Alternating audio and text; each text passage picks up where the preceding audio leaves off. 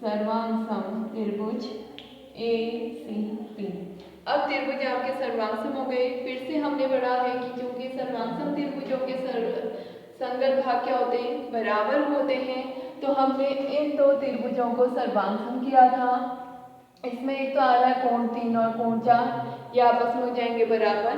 दूसरा आपका आ रहा है BP बराबर PC आ रहा है ना, तो PP और PC भी आपस में क्या हो जाएंगे, बराबर। तो इसके बाद आप यही लिखेंगे क्योंकि सर्वांग सम त्रिभुजों के संगत भाग समान होते हैं, इसलिए आपका यहाँ पर क्या हो गया, एंगल 3 इक्वल टू एंगल 4 समीकरण 4, और साथ में हो गया BP इक्वल टू PC समीकरण 5। ठीक है, सेकेंड भाग हमने कर लिया। थर्ड में हमसे कहा गया है कि AP कोण A तथा कोण B दोनों को समद्विभाजित करता है। हमने एंगल 1 और 2 को तो बराबर दिखा दिया, तो इसका मतलब समद्विभाजित कर रहा है। अब हमें ऐसे दिखाना होगा एंगल 5 और एंगल 6 को बराबर। इसके लिए हमें क्या करना होगा, इन दो त्रिभुजों को हम कर लेते हैं सर्वांग सम। तो हम लेते हैं तीसरे वाले भाग के लिए त्रिभुज BPC तथा त्रिभुज BDP तथा त्रिभुज CDP में। ठीक है, तो पहला हमने कह दिया जो भुजा है BD बराबर है DC, यह हमने समीकरण 2 में लिखा था। दूसरा हमने कहा BP बराबर PC, BP बराबर कितना हो गया PC, किससे, समीकरण 5 से। और फिर से अगर आप इन दो त्रिभुजों को देखते हैं, जो DP है उभयनिष्ठ भुजा है, DP बराबर DP कैसी भुजा हो गई आपकी, उभयनिष्ठ भुजा। तो कौन सी सर्वांग समता लग गई, फिर से SSS सर्वांग समता से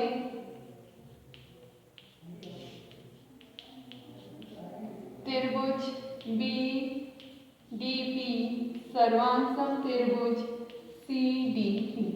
ये त्रिभुज सर्वांग सम हो गए, तो इसका मतलब है कोण 5 और कोण 6 CPCD, कोण 5 इक्वल टू कोण 6।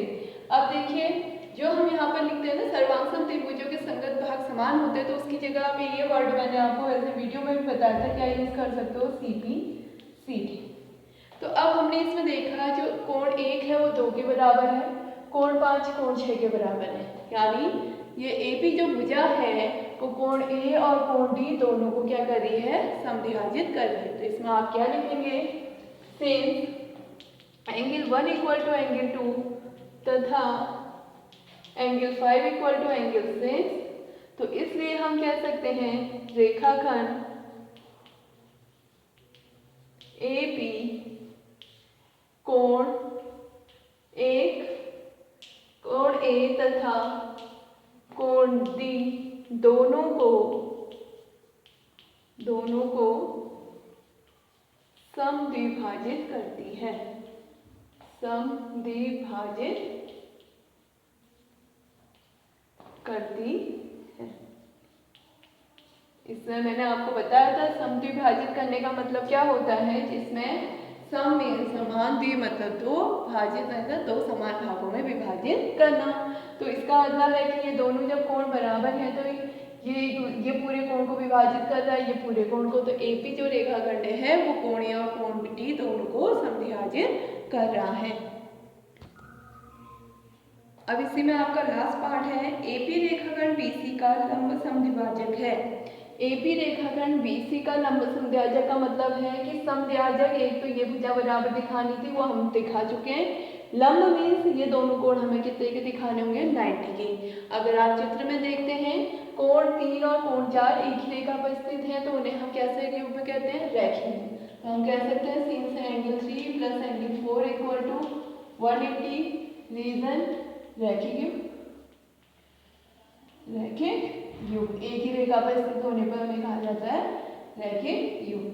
अब हमने पढ़ा है एंगल 3 और एंगल 4 बराबर थे, तो कितना हो गया ये 180, राइट। क्योंकि हम कह सकते हैं यहाँ पर समीकरण आप लिख सकते हो कि समीकरण से या एंगल 4 इक्वल टू एंगल 3, तो ये कितना हो जाएगा, twice angle 3 equal to 180, then angle 3 equal to 180 upon 2 means कितना हो गया 90 डिग्री।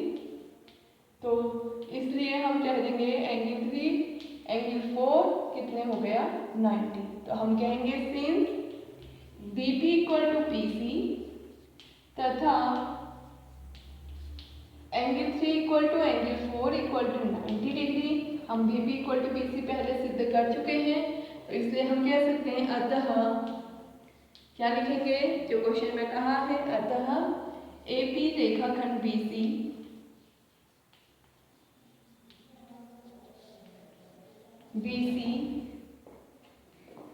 का लंब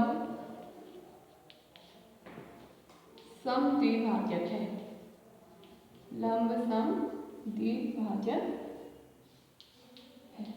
तो आज आप इस क्वेश्चन को देखेंगे, इसे समझेंगे और इसे अपनी कॉपी में करेंगे, और जितना करा दिया गया है उसमें से जो क्वेश्चन नहीं आएंगे आप उससे पूछ लेंगे।